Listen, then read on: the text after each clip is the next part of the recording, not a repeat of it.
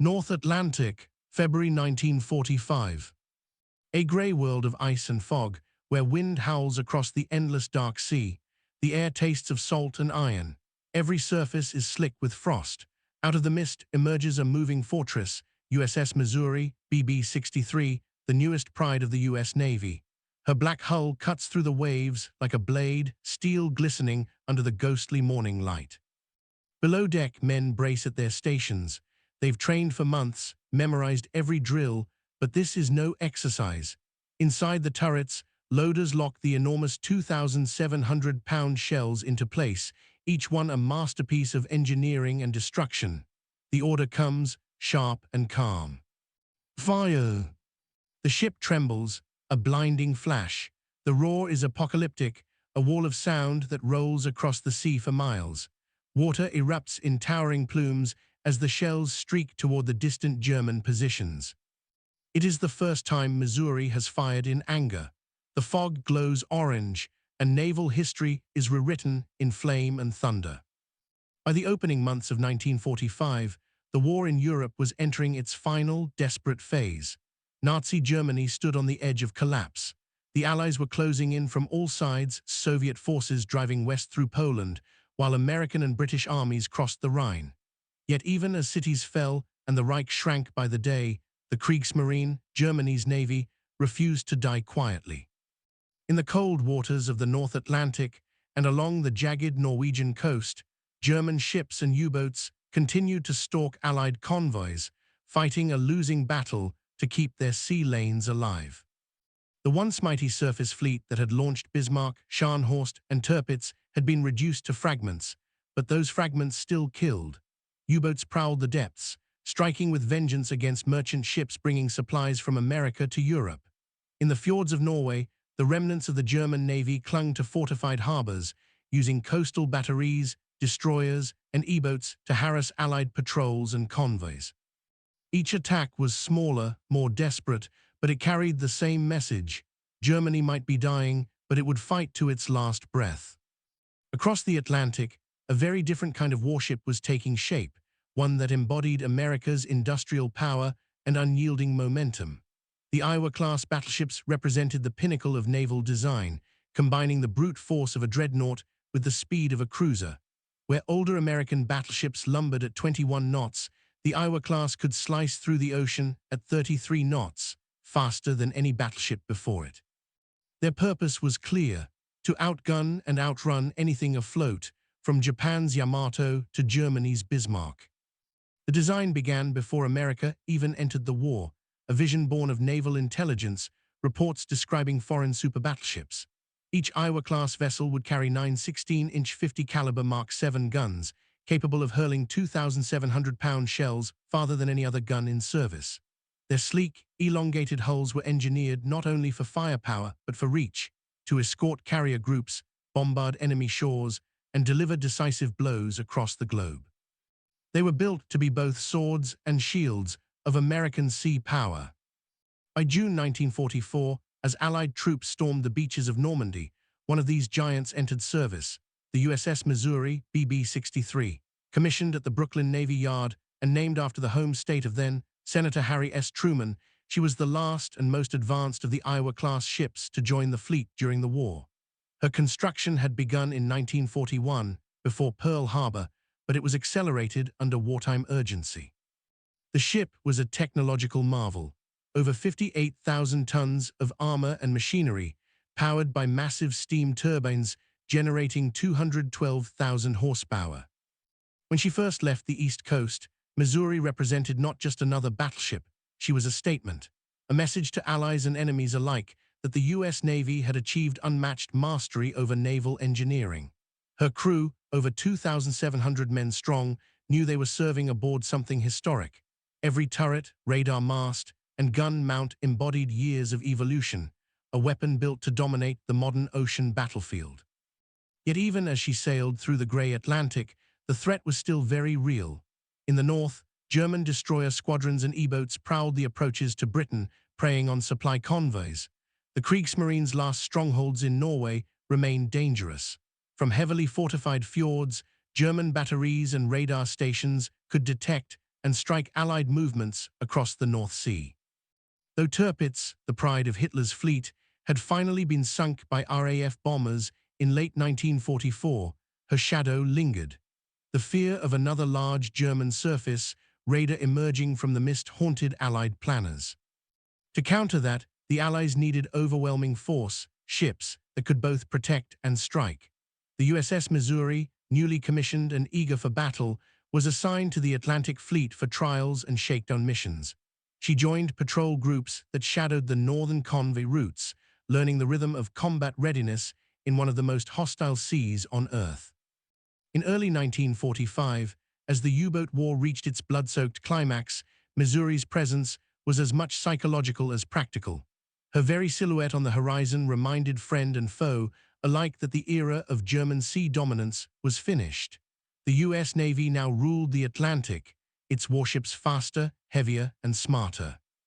But the Missouri's destiny went beyond escorting convoys. She was about to test her power in real combat, for the first time against the remnants of a navy that had once terrorized the Atlantic. The fog, the cold, and the silence of the North Sea would soon be broken by thunder. And when that thunder came, it would mark the beginning of a legend that spanned oceans. Shall I continue to part 2 of context/background, 400 words? By the start of 1945, USS Missouri had completed her shakedown in the Atlantic months of relentless training in navigation, gunnery, and coordination. Every system was tested, every turret calibrated to perfection.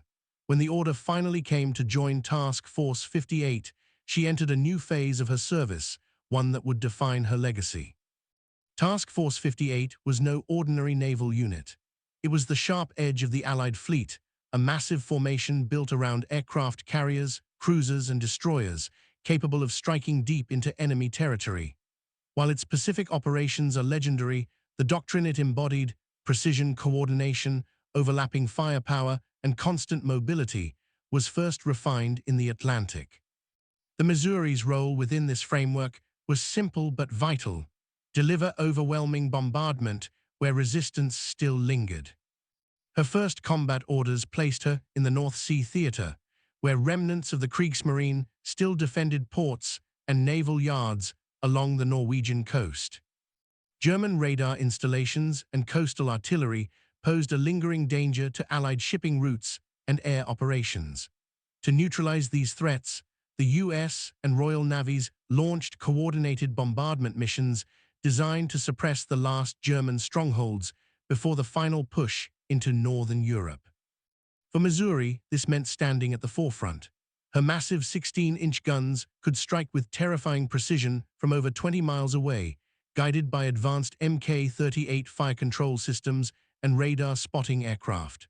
Her assignment: provide heavy bombardment support against fortified German coastal defenses and destroy enemy naval positions threatening Allied convoys. Below decks, the atmosphere shifted from routine to charged anticipation. The men who had spent months polishing brass, drilling emergency procedures, and simulating fire missions now stood on the brink of their first real battle. They could feel it: the weight of the shells, the hum of power through the ship's turbines, the vibration of machinery ready to unleash destruction. Officers gathered in the plotting room, tracing enemy coordinates under dim red lights. In the cold wind above deck, gunners checked their sights one last time. The air carried an unspoken understanding: when those guns spoke, it would not be practice, it would be history. Because soon, the USS Missouri would fire her first shot in anger, and the Atlantic would tremble. The Missouri was a marvel of wartime engineering, a culmination of everything the U.S. Navy had learned since the age of dreadnoughts. Her beating heart was the 16-inch 50 caliber Mark 7 naval gun, the most powerful artillery weapon ever mounted on an American warship. Each of her 3 main turrets held 3 of these massive guns, 9 in total, capable of projecting force with mathematical precision and apocalyptic impact. The statistics alone seemed impossible. A single armor-piercing shell weighed 2,700 pounds, nearly the mass of a small car, and could be hurled more than 23 miles. At full charge, the shell left the barrel at over 2,500 feet per second, generating a recoil force that shook the entire ship. Inside the armored turrets, complex hydraulic systems absorbed the shock, resetting the barrels for another salvo within seconds. Beneath them, elevators and hoists moved shells and powder bags upward from deep magazines, a carefully choreographed ballet of machinery, power, and timing. But behind that engineering brilliance were people, the human element that turned cold steel into purpose. Operating the Missouri's guns was not a single act, but a symphony involving dozens of men. In each turret, gun captains, loaders, and powder handlers worked in near darkness, guided by voice tubes, dials, and instinct. The noise was overwhelming, the clang of metal, the whine of gears, the shouted commands echoing off steel walls. Every man had one role, and a single mistake could cost lives. For most of them, war was new. Many of Missouri's crew were barely in their 20s, drafted or enlisted fresh from farms, factories, and schools across America. They had never seen Europe, let alone combat at sea. Yet now, they stood within one of the deadliest machines ever built, each aware of what their hands could unleash. Training had conditioned them to operate as extensions of the ship itself. When the fire control officer relayed coordinates from the Combat Information Center, the order flowed downward in seconds, from radar technicians analyzing echoes on phosphor screens, to the plotting team computing trajectories, to the gunnery crews adjusting elevation and bearing. In that moment, every heartbeat aboard the Missouri synchronized with the rhythm of the Mark 7 guns. Outside, the Atlantic winds howled, but below deck the tension was electric. Men wiped sweat from their foreheads despite the cold. The thought of what those shells could do, the destruction they could bring upon an unseen shore or enemy fleet, weighed on every mind. Some whispered quiet prayers before the first firing orders came. Others stared in silence, gripping the bulkheads as if grounding themselves against the enormity of what was about to happen. Above all, there was pride. Pride in the precision of their ship, in the trust between men, in being part of something larger than themselves. They knew that when the Missouri finally opened fire, it wouldn't just be an attack. It would be a statement of mastery, discipline, and technological supremacy. They were young, but they carried a weapon of a generation. And as the great guns waited, their barrels glinting in the fog-filtered light, the men of the Missouri braced themselves for the moment when history would echo across the waves. Because aboard that ship, steel alone didn't make the legend. It was the men who gave it purpose. The tactical brilliance of the Missouri lay not merely in her firepower, but in how that firepower was applied. Battleships had evolved from dueling each other at close range to striking enemies far beyond the horizon. The Missouri represented that evolution in its final, perfected form. Her Mark 38 fire control system, guided by radar and analog computers, could track targets through fog, darkness, and distance, something that had been impossible a decade earlier. Gone were the days of guessing ranges by eye. Now mathematics ruled warfare. Coordinates from reconnaissance planes or destroyer pickets would be fed into the plotting room. There, a team of specialists calculated bearing, elevation, wind speed, and even the curvature of the Earth. The data traveled up to the turrets through an electric symphony of switches and gears, and within seconds, 9 barrels pivoted in unison, ready to unleash calculated devastation. During bombardment missions, Missouri operated as both shield and spear. She could soften enemy positions miles inland, clear beachheads before amphibious landings, or silence coastal batteries threatening Allied ships. Her salvos didn't just destroy, they suppressed, demoralized, and disoriented. Each broadside was an orchestra of thunder, methodically timed to maintain continuous pressure. Observers described the sight as both terrifying and beautiful, towering plumes of fire and smoke marking each discharge, the ship recoiling against the sea as shockwaves rippled across the horizon. Yet every shot carried risk. Firing the main guns meant revealing her position to enemy radar, submarines, and coastal artillery. The Atlantic, though increasingly dominated by the Allies, still harbored deadly threats. The Kriegsmarine, though shattered, was not yet finished. Along the Norwegian coast, German coastal batteries remained formidable. Massive shore guns protected supply routes and naval installations, often dug into granite cliffs reinforced with concrete. Even as the German Navy's capital ships were gone, these batteries could still threaten convoys and bombard Allied patrols. Further south, U-boats continued their desperate war beneath the waves, prowling the North Atlantic in search of targets, even as Allied sonar and depth charges hunted them relentlessly. To face such foes, coordination was everything. Missouri rarely acted alone. Her operations were woven into a larger Allied tapestry. Destroyers formed a protective screen, radar stations tracked enemy aircraft, and reconnaissance units relayed real-time intelligence. When her guns spoke, they did so with purpose, part of a synchronized strike designed to break the last defensive walls of Hitler's Europe. In those bitter final months of the war, even the Germans recognized the shift. What had begun as a contest of empires at sea had become a demonstration of overwhelming industrial and tactical dominance. And standing at the center of that transformation was the Missouri, her guns poised, her crew silent, and her name soon to be written into naval legend. Then came the moment that would define her, the first time those guns thundered in true combat. February 1945. The North Sea, grey, bitter, and endless. The morning sun barely pierced the low clouds hanging over the icy horizon. Every wave that struck the Missouri's hull shattered into white spray, freezing instantly against her steel. The war in Europe was nearing its final storm, but here, off the Norwegian coast, the fight remained very real. Intelligence from Allied reconnaissance flights had identified several German coastal installations still active along the Nordfjord region, radar stations, anti-aircraft emplacements, and fortified gun positions guarding key fjords used for U-boat repair and refueling. These outposts were remnants of Hitler's northern defense network, still firing at passing Allied patrols and conv. Eliminating them meant safer supply routes and a symbolic declaration that the Atlantic, the very ocean once haunted by the Kriegsmarine, now belonged entirely to the Allies. The Missouri was chosen for the task. It would be her baptism of fire. At 07:45 hours, her crew was at full readiness. Coordinates were relayed from Allied reconnaissance planes orbiting above the fjords. The order was simple, clinical: commence bombardment. Inside Turret 1, the command sequence began. The breeches locked with a metallic thunder, powder bags were rammed home, and the enormous 2,700-pound shells slid into place. The turrets elevated, hydraulics hissing in the frozen air. Above deck, men braced themselves against the railings, faces pale beneath their helmets. At 08:02, the first salvo fired. The sound was indescribable, not a single note, but an all-consuming wave of thunder that shook the world itself. The entire ship lurched as if struck by an invisible hammer.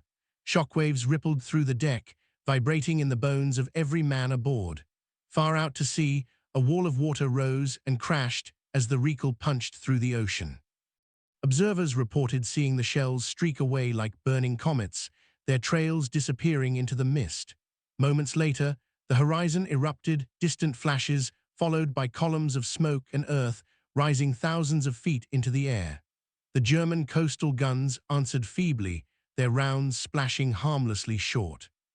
Within minutes, Missouri had locked onto secondary targets, ammunition bunkers and radar towers embedded in the cliffs.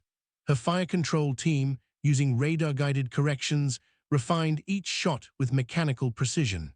Every salvo came closer, more exact, until the targets vanished under roaring fire and clouds of pulverized rock. Down in the plotting room, officers watched the firing data scroll across the plotting tables.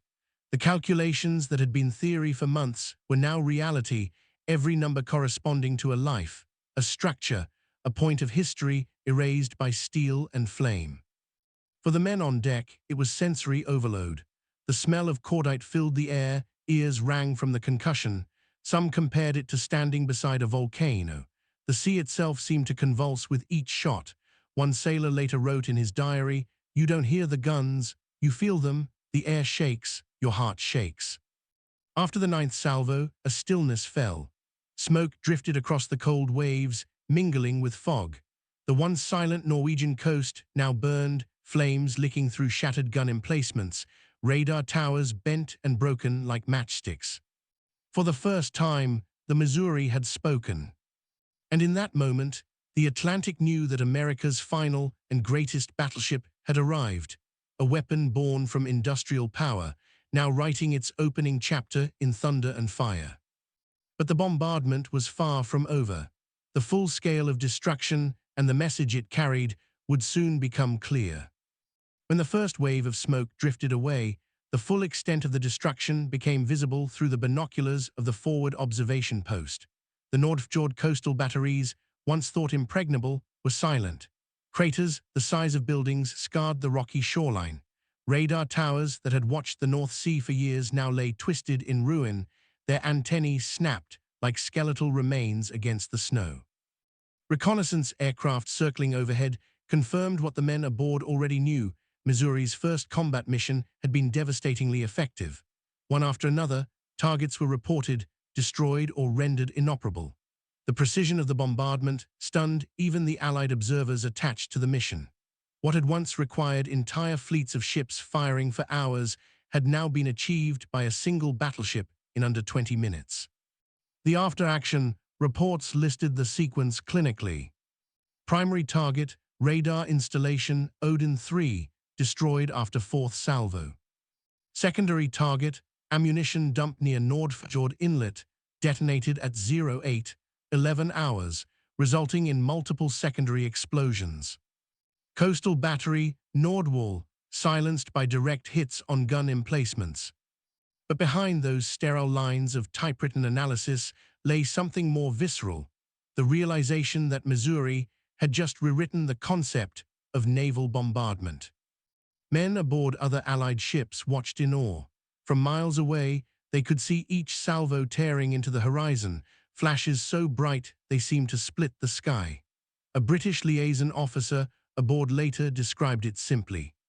When she fired, it was like the earth itself had opened its lungs.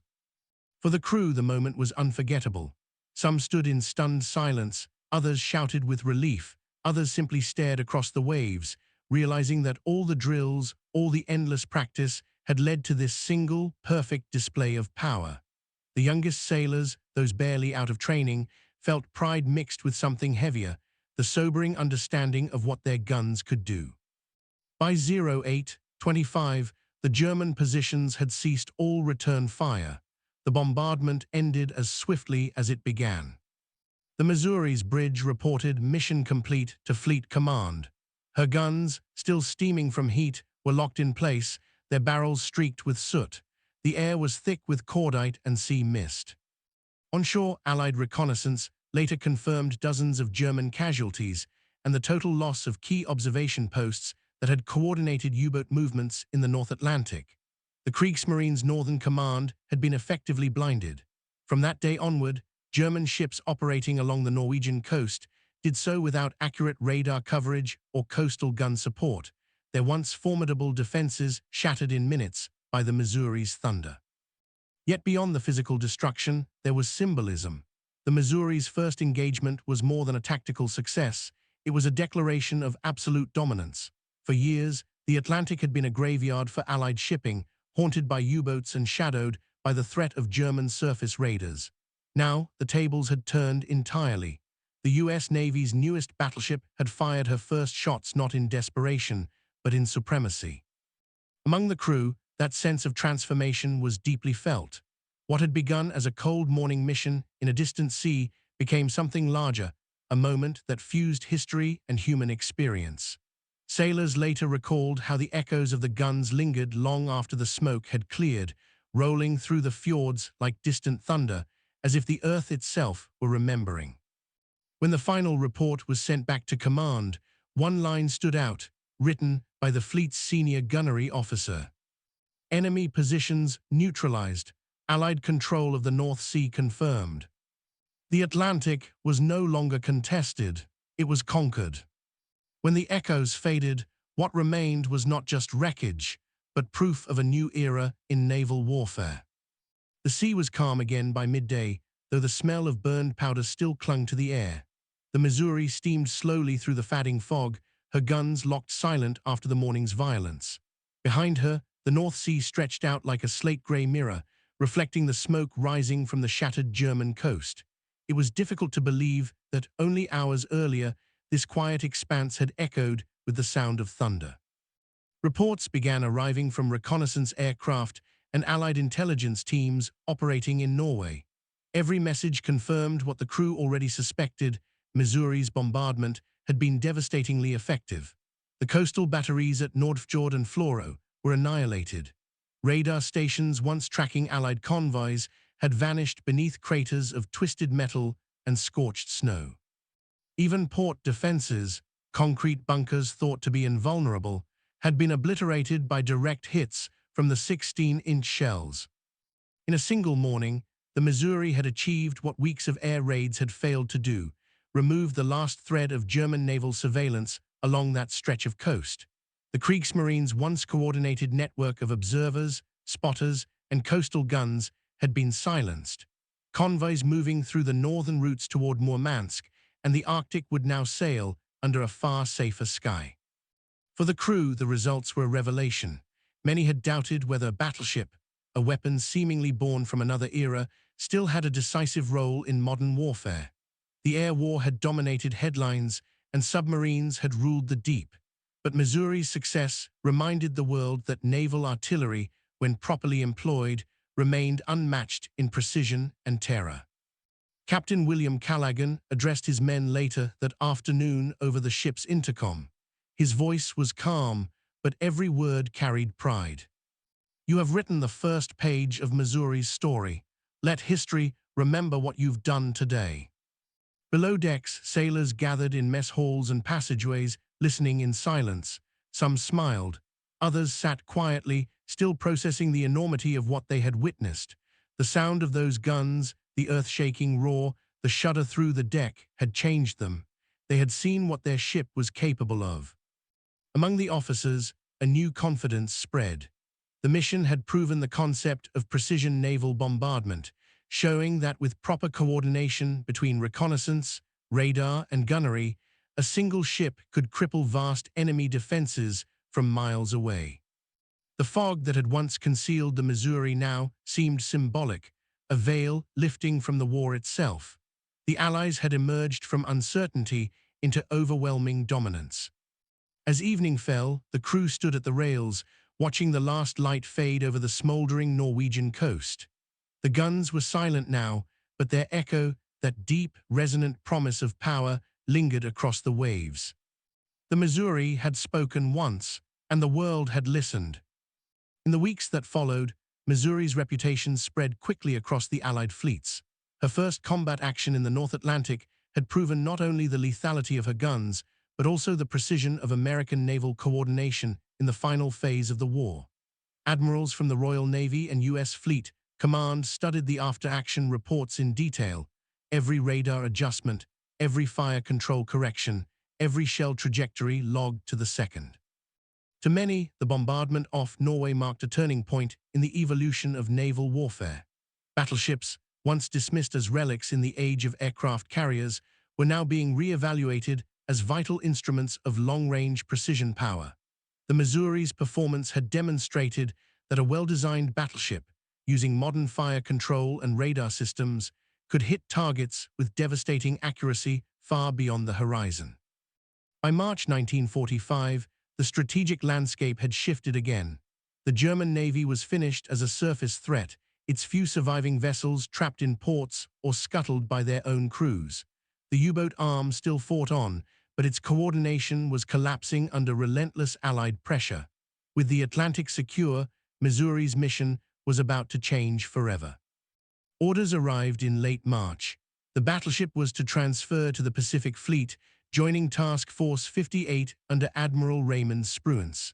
The voyage through the Panama Canal marked a symbolic crossing from the cold Atlantic to the vast Pacific, where the war's final act awaited. When she arrived at Ulithi Atoll in the Caroline Islands, the crew found themselves in a completely different theater. Humid air, turquoise waters, and skis filled with American aircraft preparing for the invasion of Okinawa.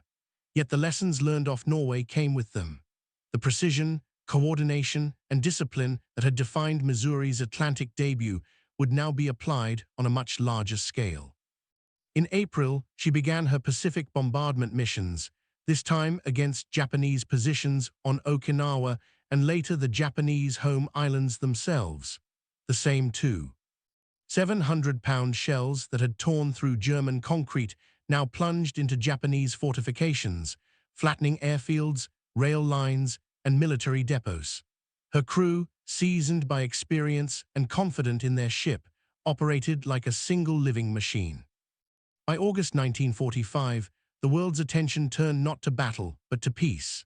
The Missouri, the ship that had fired her first shells in the icy fog of the North Atlantic, was chosen to host the Japanese surrender ceremony. On September 2, in Tokyo Bay, under a calm blue sky, representatives of the Emperor of Japan signed the instrument of surrender on her polished teak deck. It was a moment heavy with symbolism.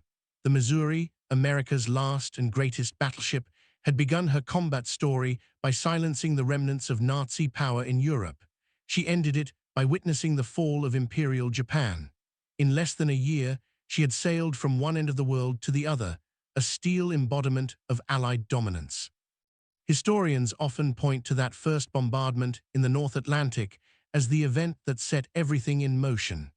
It was the moment when Missouri proved herself ready for history's stage, when her guns announced that American sea power could reach any shore, crush any fortress, and shape the end of a global war. When the echoes of that day faded, what remained was not just wreckage, but proof of a new era in naval warfare. The war eventually quieted, but the echo of Missouri's first salvo never truly faded.